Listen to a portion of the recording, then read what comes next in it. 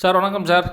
வணக்கம். விஜய் அவருடைய மனைவி சங்கீதா விவாகரத்து கோரியது தான் ஒரு பிரேக்கிங் போயிட்டுருக்கு. என்ன சார் அது?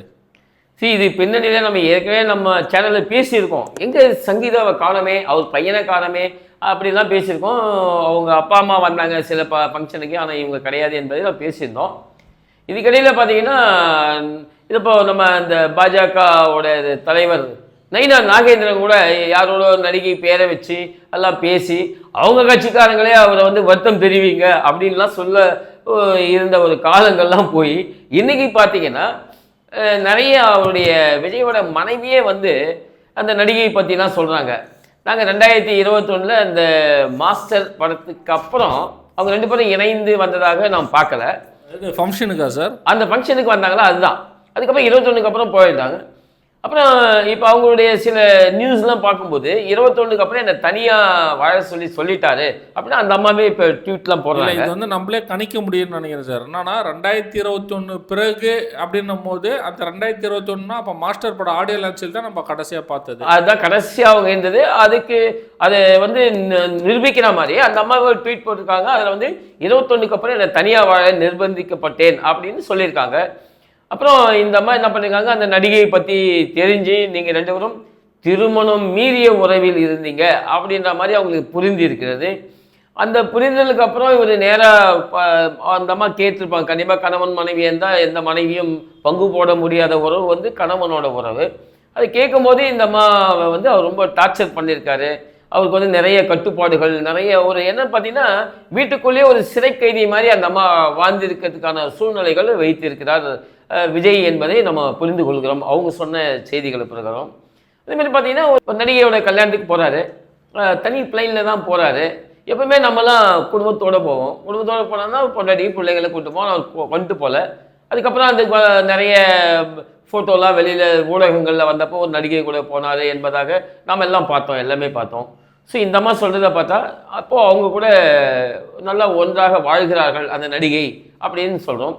ஸோ இது இடையில என்னன்னு கேட்டிங்கன்னா, சும்மா போகிற ட்ரெயினில் தலையை விட்டவர் நைனா நாகேந்திரன் அப்படி தான் நம்ம ஒரு நகைச்சுவாக எடுத்துக்கொள்ள பார்க்குறோம். அவங்க கட்சிக்காரங்களே வருத்தம் தெரிவிங்கன்னு சொன்னாங்க. இப்போ இந்த செய்தியை பார்த்துட்டு அந்த கட்சிக்காரர்கள் எங்கே போய் முகத்தை வைக்க போகிறாங்களோ தெரியாது என்பது ஒரு நல்ல நகைச்சுவை. சார் திடீர்னு விஜய் அவருடைய மனைவி இப்போ சொல்கிறதுக்கான காரணம் என்ன சார்? இப்போ என்னென்னா, இப்போ அரசியல்னு ஒன்று வந்தாச்சு. இப்போ அரசியல் நிலைமையில் இப்போ ஜஸ்ட் ஒரு உதாரணமாக பேசினா, நாளைக்கு அரசியலில் வராது விஜய், அதிகாரத்தை கைப்பற்றுகிறார் என்று நினைத்து கொள்ளுங்கள். இப்போ அதிகாரத்தை விஜய் கைப்பற்றி விட்டால் இந்த அம்மா இன்னைக்கு சொல்றதெல்லாம் அந்த அதிகாரம் வந்த விஜயுடைய கையில் அதிகாரம் வந்தபோது எதையுமே சொல்ல முடியாது. நம்ம நிறைய பார்த்துருக்கோம். இன்னைக்கு அதிகாரங்கள்லாம் அதிகாரத்துக்கு வந்தாச்சுன்னா எல்லா நீதிமன்றங்கள், போலீஸ் துறை எல்லாமே என்னன்னா அந்த அதிகாரத்துக்கு அடங்கி தான் போகக்கூடிய சூழ்நிலைகள் பலதும் தெரியுது. அது இவங்களுக்கு அந்த தெரிஞ்சு இருக்கிறது, அந்த பயம் இருக்கிறது. சாதாரண ஒரு பெண்மணி தானே, அவங்க தெரிஞ்சிருக்குது. அதனால இந்த எலெக்ஷனுக்கு முன்னாடியே நம்ம சொல்லுவோம், இதுக்கப்புறம் ஒரு விளைவுகள் வரும் அப்படின்னு அவங்க, அதாவது ஏதோ ஒரு இதுவாகும் சொல்லி நினச்சிருந்தாங்க. இப்போ அவங்க சொல்வதன் மூலம் என்னாச்சுன்னா, ஏற்கனவே ஒரு நடிகை கூட இருந்தார் அப்படின்னு சொல்லப்பட்ட விஷயங்களுக்கெல்லாம் நிரூபணமாக அந்த அம்மாவுடைய பேட்டியும் அந்த ட்வீட்களும் அமைந்து இருக்கிறது என்பது என்னுடைய புரிதலாக இருக்குது. சார் அது எந்த நடிகையாக இருக்கும்னு சொல்லிட்டு யூகிக்கிறேங்க சார். ஐயோ, இது ஊரறிந்த ரகசியம்ப்பா, எல்லாருக்குமே தெரியும். ஆனால் இன்னும் ரகசியம் பாதுகாக்கப்படுகிறது. நாம் சொல்லி தான் வெளியில் தெரியணும் என்பதில்லை. ஒவ்வொரு மனிதர்களுக்கும் இந்த நியூஸ் வந்த உடனே எல்லாருக்கும் தெரிந்து விட்டது என்ன யார் என்னன்னு சொல்லிட்டு. எனவே அதுக்கு போய் நம்ம போய் இன்னும் அறிவிக்க வேண்டுமா என்பது நான் நினைக்கிறேன். சார் இப்போ விஜய் அவர்களுடைய மனநிலை எப்படி சார் இருக்கும்? உண்மையிலே ரொம்ப அதிர்ச்சியாக இருக்கும், கலங்கி போயிருக்கும். ஆனால் இந்த முடிவை இந்த அம்மா ஒரு ப்ரைவேட் லைஃப்பை பப்ளிக்கில் சொல்லுவாங்கன்னு அவர் எதிர்பார்த்துருக்க மாட்டார். ஏன்னா 21 நடந்த ஒரு விஷயத்தை நீங்கள் 5 வருடமாக காப்பாற்றியிருக்காங்க. ஸோ இது யாரோ இல்லை, இந்த அம்மாவுக்கு ஒரு வந்த பயமே தெரியலை. இப்போ பப்ளிக்கில் போட்டு உடைச்சிட்டாங்க. இப்போ இதன் மூலம் என்னென்னா, இப்போ விஜயோடைய ஃபோக்கஸ் அரசியலா குடும்பமா அப்படின்ற மாதிரி ஒரு பிரச்சனைகள் ஓடும். இனிமேல் அவர் செங்கல்பட்டு கோர்ட்டில் இந்த மாதம் மார்ச் 20 போய் அவர் அட்டன் பண்ணோம். அன்றைக்கி தான் தஞ்சாவூரில் ஒரு மக்கள் சந்திப்பு வச்சுருக்காரு. ஸோ இப்போ பார்த்தீங்கன்னா அதெல்லாம் ரீஷெட்யூல் பண்ணோம். இதுக்கு முன்னாடி விஜயை ஒரு கதாநாயகனாகவும் எதையும் தட்டி கேட்கிறவராகவும் அப்படி பாலியல் வன்முறையெல்லாம் கூட பேசினார் மீட்டிங்கில். இப்போ அதையும் இதையும் கம்பேர் பண்ணும்போது அவருடைய இமேஜ் பார்த்தீங்கன்னா ரொம்ப டவுனுக்கு வந்துடும். இப்போ இதை எப்படி அவர் தூக்கி நிறுத்த போகிறார் அப்படின்றது ஒரு பெரும் ஒரு இக்கட்டான சூழ்நிலை. இல்லை விஜய் என்ன செய்ய போகிறார், விஜய் என்ன இன்னும் செய்ய போகிறார் அப்படின்ற மாதிரி எல்லாரும் மக்களும் பார்ப்பாங்க. கொஞ்சம் அந்த ஏற்கனவே இருந்த அந்த மாஸ் இனிமே வேற மாதிரி திரும்பும். ஏன்னா எப்பவுமே பார்த்தீங்கன்னா எலெக்ஷன் நேரத்தில் ஏதோ ஒன்று வரும், அதுதான் வந்து அந்த எலெக்ஷனை நிர்ணயிக்கும் சக்தியாக இருக்கும். நம்ம நிறைய விஷயங்கள் பார்த்துருக்கோம். அது மாதிரி இப்போ எலெக்ஷன் டைமில் விஜய்க்கு வந்ததுனால இது ஒரு பெரும் பின்னடைவாகத்தான் இருக்க போகிறது. ஆனால் நிறைய விஷயங்களை ஒரு ஏடிஎம்கே டிஎம்கே இந்த மாதிரி நிறைய விஷயங்கள் இருந்தாலும் பேசுறதுக்கு தயங்கி இருந்தார். அப்படிப்பட்டவர் தன்னுடைய குடும்ப சூழ்நிலையை, தன் மனைவி இன்னைக்கு பப்ளிக்காக உடைச்சதை இவர் எப்படி எதிர்கொள்ள போகிறார், அப்புறம் வருகின்ற அந்த எலெக்ஷன் கேம்பெயின்லாம் எப்படி எதிர்கொள்ள போகிறார், மக்கள் நிறைய கேள்வி கேட்பாங்க. இப்போல்லாம் மீடியாலாம் ரொம்ப பவர்ஃபுல்லாக இருக்குது.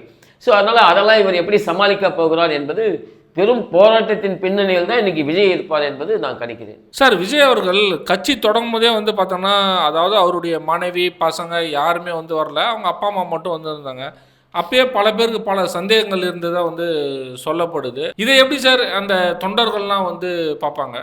சரி, எனக்கு தெரிஞ்சு இப்போ அரசியல் விஷயங்களில் நிறைய பேர் இது அதிகமாக ஒரு அரசியல் நிகழ்வுக்கு தன் மனைவியோடு கலந்து கொள்வது கலைஞர். அதுக்கப்புறம் பார்த்தீங்கன்னா இப்போ முதலமைச்சர் ஸ்டாலின் கூட தன் மனைவியோடு வந்து கலந்து கொண்ட இதெல்லாம் நம்ம பார்த்துருக்கோம்.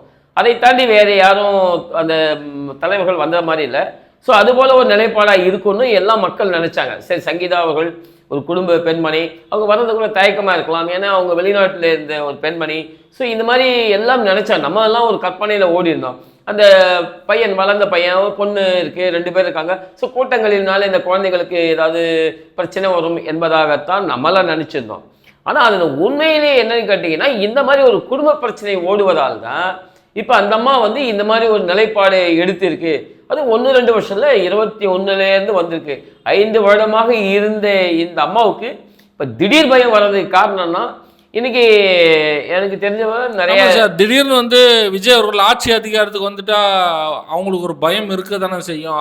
அதனாலையும் இருக்கும் இல்லை சார்? ஆமாம், இப்போ கடந்த 2 நாட்களாக எனக்கு வந்த தகவல், இப்போ டெல்லியிலேருந்து நிறைய பேர் பெரிய பெரிய அதிகாரிகள் இன்னைக்கு விஜயோட ஒரு பேச்சுவார்த்தையில் இருக்காங்க. ஸோ அதனால் இதெல்லாம் வந்து இந்த அம்மாவுக்கு சொல்லக்கூடிய ஒரு வாய்ப்புகள் இருந்திருக்கும், இல்லை தெரிந்து கொள்ள வாய்ப்பு இருந்திருக்கும். அதனால் இந்த அம்மா சுத்தமாக பயந்து போயிருக்கும். ஏன்னா இப்போ அடுத்து அந்த வரும் தேர்தல்களில் கணிசமான இடங்களை பெற்று, இல்லை ஒரு கூட்டணியிலையோ இல்லை தனி மெஜாரிட்டியோ வந்து விஜய் வந்துட்டார்னா இந்த அம்மாவுடைய நிலைப்பாடு ரொம்ப பாவத்துக்கு இடமா இருக்கும். ஏன்னா அரசியல்வாதிகள் வந்து அதிகாரத்துக்கு வந்துட்டா அந்த அதிகாரிகள்லாம் அவருடைய கை பொம்மையாக தான் இருக்கும். அதெல்லாம் எல்லாமே சொல்லுவாங்க. ஏவல்துறை, காவல்துறைன்னு எடப்பாடி சொல்லியிருக்காரு, கலைஞர் சொல்லியிருக்காரு, ஜெயலலிதா சொல்லியிருக்காரு. ஸோ எனவே இதெல்லாம் இந்த அம்மா உள்வாங்கியிருக்கோம். நல்லா படித்த பொண்ணு. அதனுடைய வெளிப்பாடு தான் டக்குன்னு எலெக்ஷனுக்கு முன்னால் வந்துட்டாங்கன்னு நான் புரிதலாக இருக்கிறேன் எனக்கு. சார், இப்போது அவங்க மனு வந்து பார்த்தோம் அப்படின்னா வீட்டுக்குள்ளேயே வந்து பார்த்தாங்கன்னா அவங்க ஒரு கைதி மாதிரி இருந்திருக்கிறாங்க அப்படின்னு வந்து சொல்லப்படுது. அதுக்கப்புறம் அவங்களா விருப்பப்பட்டு வெளியே போயிருக்காங்க. இது மாதிரி சூழ்நிலை வந்து பார்க்கும்போது எனக்கு விவாகரத்து கொடுத்துருங்க, எனக்கு வந்து ஜீவனாம்சமும் வாங்கி கொடுத்துருங்க அப்படின்னு வந்து சொல்லப்படுது. இது எப்படி சார் பார்க்குறாங்க? சரி, இப்போது விவாகரத்தும் கொடுத்துடலாம், ஜீவனாம்சம் கூட கொடுக்கறதுக்கு விஜய்க்கு ஒன்றும் பிரச்சனை இருக்காது இன்றைய தேதியில். ஓகே, பட் ஆனால் அந்த குழந்தைகளோட இது வந்து பாதிக்கப்படும். அந்த பையனெல்லாம் பார்த்தா ரொம்ப டைரக்ஷன்லாம் பண்ணுறான். அந்த பையன் சாதாரணவில் நல்ல ஒரு நல்ல இன்டெலிஜென்ட் தான். அதே மாதிரி அவருடைய பெண்ணும் வந்து நல்ல இன்டெலிஜென்ட் தான். எல்லாம் நம்ம அந்த குடும்பத்தை பற்றிலாம் பார்த்துருக்கோம். ஆனால் இதனால் என்னென்னா அந்த குழந்தைகளோட அந்த வாழ்க்கை அமைப்பு பாதிக்கப்படும் தான். இந்த அம்மா வந்து கேட்குற எல்லா இதுவுமே அவர் கொடுத்து விடுவார் என்பது எனக்கு புரிந்தாலும் அந்த குழந்தைகளினுடைய எதிர்காலம் தான் நமக்கு பிரச்சனை. இந்த எதிர்காலத்தை நம்பி தானே நம்ம அரசியலே வந்திருக்கோம். அரசியல் கட்சி ஆரம்பித்தது இந்த இளைஞர்களினுடைய எதிர்காலத்தை தான். அது தன்னுடைய வீட்டிலேயே நம்ம வந்து பார்க்க முடியாத போது எப்படி நீங்கள் மக்கள் மத்தியில் வந்து மக்களுக்காக இந்த தேசத்துக்காக ஒரு அர்ப்பணிப்பு இருக்கும் என்பது ஒரு எல்லாருக்கும் சந்தேகமாக இருக்கும். சார், மொத்தத்தில் ரசிகர்கள் இந்த விஷயத்தை கேட்டு எப்படி இருக்கும்? விஜய் அவர்களுடைய மனநிலை இப்போ கடைசியாக எப்படி சார் இருக்கும்? தன்னுடைய தலைவர் வந்து பெரிய கதாநாயகனாகவும் ஒரு திரையில் ஒரு மாபெரும் சக்தியாகவும் பார்த்தவன் தான் இன்றைக்கி இருக்கிற ரசிகர்கள், அவர் பின்னால் இருக்க கூட்டங்கள். இந்த செய்தி வந்து ஒரு பெரிய இடி விழுந்தது மாதிரி ஒரு பிரச்சனையை உருவாக்கிக்கும். அவங்களுக்குள்ளே என்ன பேசுறதுன்னு யார் வேணாலும் தமிழ்நாட்டில் வந்து லேடிஸோட சப்ஜெக்டை எவன் எடுத்தாலும் காலி. ஸோ அது மாதிரியான ஒரு தமிழ்நாட்டினுடைய பின்னணி. ஸோ அது மாதிரி இருக்கும்போது இது விஜய்க்கு ஒரு பெரிய பேரிடி ஆக அமையும். அப்போ அவருடைய நிலைப்பாடுகள் எப்படி இருக்கும் அப்படின்னு நான் கணிக்கும்போது கணிப்பது என்னென்னா, இப்போ செங்கல்பட்டில் 20ஆம் தேதி அவர் போனோம், நம்ம விஜய் வந்து அங்கே போனோம். அதுக்கு முன்னாடி பார்த்தீங்கன்னா நிறைய ஆளுங்க வந்து சமரசம் பண்ணலாம், இல்லை இந்த பிரச்சனையை எப்படியே விட்டுடலாம் அப்படின்ற மாதிரி ஒரு பகுதியினர் வந்து களம் இறங்குவாங்க. இப்போ அந்த பக்கம் பார்த்தீங்கன்னா இது ரெண்டும் முடியலை, அந்த மாதிரி ரொம்ப ஸ்ட்ராங்காக இருந்துச்சுன்னா விஜய் என்ன நினைப்பாரு, எதுக்கு இந்த பிரச்சனையை போகிறது, நல்லா இருக்கிறோம், நல்லா ஜாலியாக என்ஜாய் பண்ணியிருக்கோம், இனிமேல் நமக்கு அரசியல் வேண்டுமா, ஏன் இந்த நிலைப்பாடு, ஜாலியாக மெஸ்ஸு ரேஞ்ச் ரோவர் காரில் போயிட்டு நல்லா ப்ளூ லேபிளோ க்ரீன் லேபிளோ அடிச்சுட்டு தூங்குறதை விட்டுட்டு ஏன் இதெல்லாம் நம்ம எல்லாம் செய்ய வேண்டும் அப்படின்னா ஒரு இன்னொரு திங்கிங்கும் போய்டும். ஏன்னா மனசு வந்து ரொம்ப ஆசைப்படுகிற மனசு தான் டவுனுக்கும் போயிடும். ஃபார் எக்ஸாம்பிள், நம்ம இன்னைக்கு நடந்த ஓபிஎஸோட கதை, பெருசாக ஆசைப்பட்டு எதிராளியினுடைய காலையிலே விழுந்தார். இதெல்லாம் இன்னைக்கு நடக்கிற எல்லா சம்பவங்களும் அப்படி தான் நடக்குது. ஸோ அது மாதிரி கூட நடக்கிறதுக்கான வாய்ப்பு வேண்டாப்பா, இந்த எலெக்ஷன் நம்ம விட்டுருவோம், அதுக்கப்புறம் பொது தேர்தலில் என்ன வருதுங்களா, பார்லிமெண்ட் எலெக்ஷனில் பார்த்துக்கலாம், அப்படி கூட நிலைப்பாடு எடுக்கிறதுக்கான வாய்ப்புகள் 100% இருப்பது என்பது தான் என்னுடைய புரிதலாக இருக்குது. சார், இப்போது தீய சக்தின்னாரு, அதுக்கப்புறம் இன்னொரு கட்சியும் வந்து திட்டினாரு. இப்போ இந்த எதிரி கட்சிகள்லாம் வந்து விஜய் அவர்களை இந்த சூழ்நிலை எப்படி சார் நினைப்பாங்க? ஆமாங்க, இப்போது நாலு பக்கமும் எதிரிகள் தனியாக நல்லா மாட்டிக்கொண்டால் தன்னுடைய குடும்ப பிரச்சனையால். இதெல்லாம் திமுகவுக்கு அல்வா சாப்பிட்டா மாதிரி, அப்புறம் அண்ணா திமுகவும் சாதாரணம் கிடையாது, அவங்களுக்கும் அல்வா சாப்பிட்டா மாதிரி.